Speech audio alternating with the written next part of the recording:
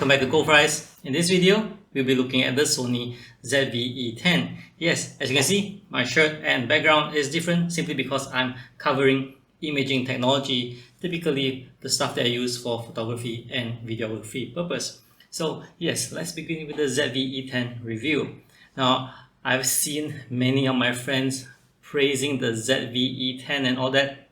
Well, this video might not be the one that's sounding good to you. Of course, if you have bought the ZV-E10 and you're happy with it, good for you. However, I must share my findings of this camera, and it's not going to be pleasing to most people's ear, especially to Sony fanboys.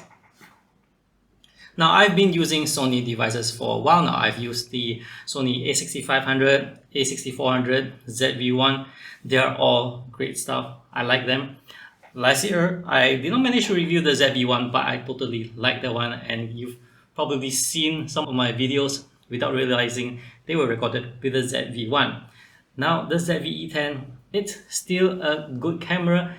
You can see even this recording, the mic and the footage, it's from the ZV-E10. I've used it for my B-rolls as well. Output is good. I totally like it. In fact, I find that there's no more of that color shifting stuff from my not so good experience with filming myself using the Sony cameras. Now the output is nice, just like how I use it with the ZV-1 and ZV-E10. Yes, I like them. And since the ZV-E10 is made for vlogging, I made a newbie attempt to make a vlog.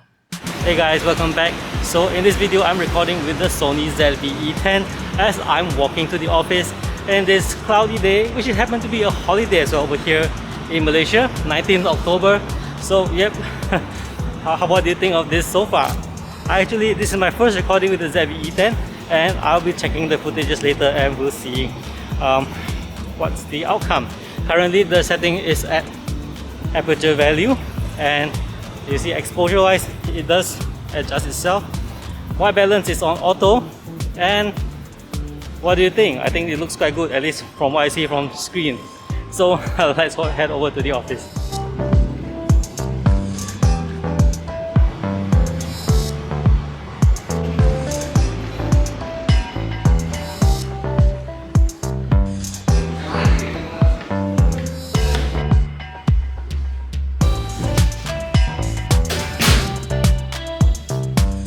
Alright, not bad for a vlogging camera, the Sony ZV-E10, right?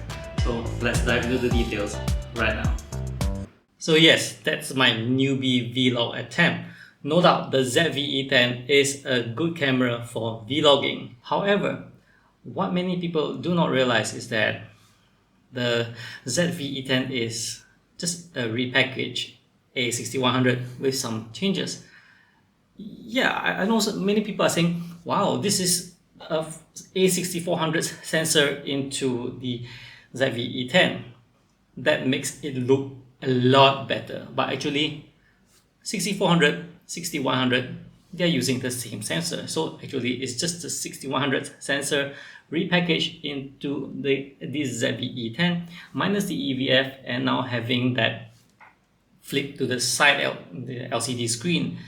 The 6100 had a flip up LCD screen, of which I would argue that it actually looks better when you are doing vlogging style content where you look at the lens and the screen is right above you rather than the screen being at the side. Right now, if I look at the screen, my eyes will go off. This ZV-E10, based on my usage of this camera, I find that the body is quite plasticky. In fact, I feel that the ZV-1 had better build quality. So build quality aside, look at the screen. The screen is same like the A5100, which is about 8 years old, still that 921,000 pixel screen. So you're basically getting that age-old screen. When I was using it, I was actually shocked. I mean, I'm personally using a Nikon Z50 and ZFC. I like the refresh rate. But when I was using the ZV-E10, I thought some of the settings was wrong, but apparently it is it's exactly like the screens I've used before. It's not changed. It's of that resolution and that kind of refresh rate. Not satisfying. And then let's talk about the bundle lens. This lens has been released almost a decade ago. around 8 years as well. Do I remember? Pardon me, because the numbers I referred to earlier, I may have misremembered some, but regardless, it's that old. Okay, the 1650 here was released around the A5100's time, so it's 2013 if I'm not mistaken. And so what you are paying right now is not for any new revision lens. It's an old lens. It's still a good lens, but you're basically getting a really old lens with a whole kit. And I've been speaking about the A5100, right? Many reviewers and whatever else I've seen, whether it's friend reviewer or whatever, whoever else say that this is a good value for money vlogging camera.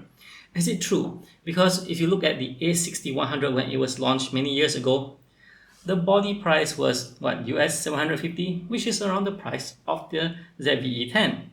Only difference being here and there, like what I mentioned earlier, the screen, some ports, and now that the screen is, you can just go to the side, so you can hook your this microphone and whatever lights you had one on the hot shoe and not blocking the screen. I think so. The advantage is just the vlogging purpose, and that's all, with the screen to the side.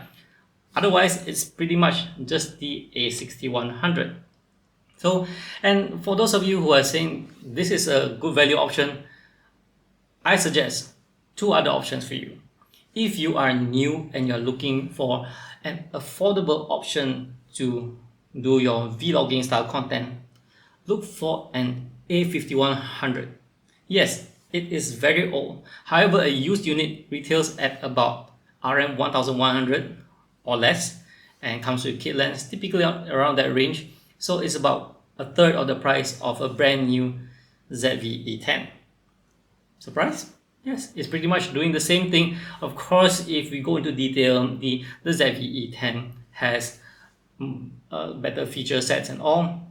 But the question is, do you need that? If you are not needing that and you're just starting out, the A5100 is a good option. But let's say you don't want to pay for something that old. Then you should consider the ZV-1. I mean, after using the ZV-E10, you know what? I actually like the ZV-1 even more. The ZV-1 I've used last year and it's always been in my shopping list. And now my feeling towards the ZV-1 is actually stronger than ever, simply because the ZV-E10 made me realize that I think the word will be getting my perspective different or solidified. You see, the ZV-1 is much smaller than the ZV-E10 out of the box. That goes without saying, it's a compact camera.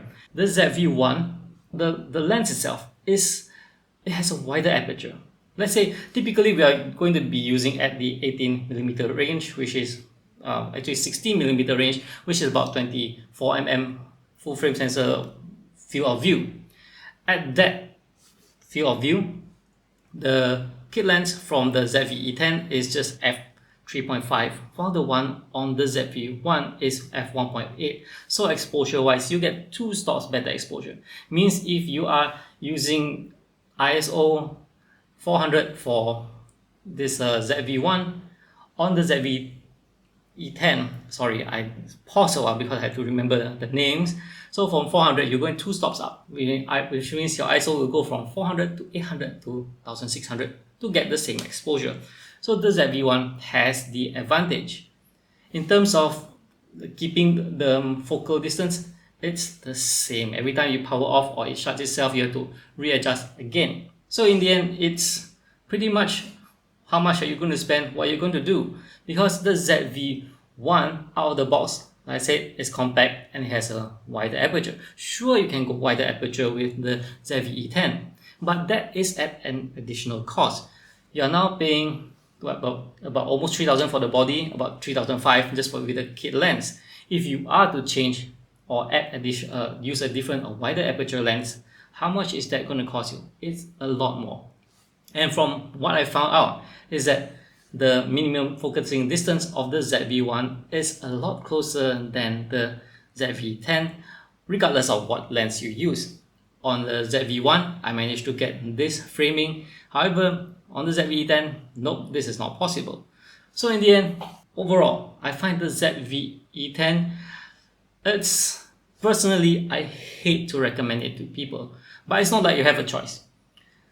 Nikon is nice. That kit lens from the Z50 is superb.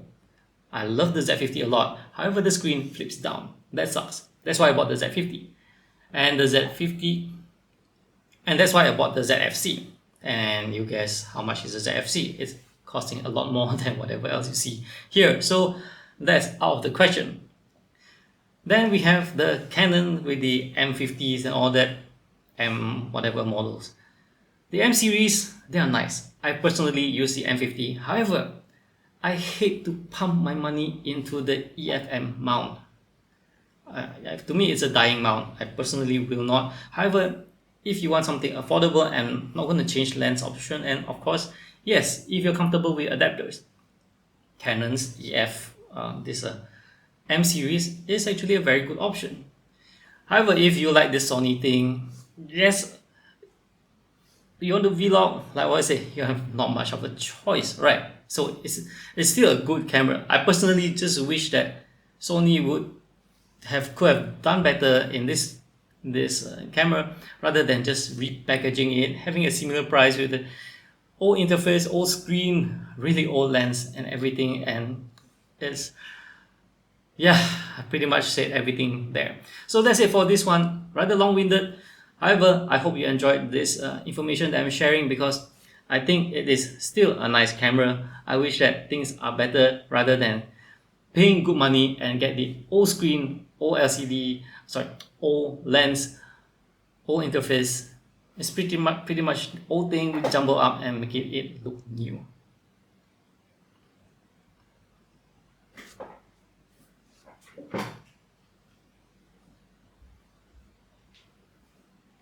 That's all from me for this one. Thank you for watching. I hope you found the video useful and informative. If you like more of this kind of content, do check out the videos at the side and subscribe to my channel.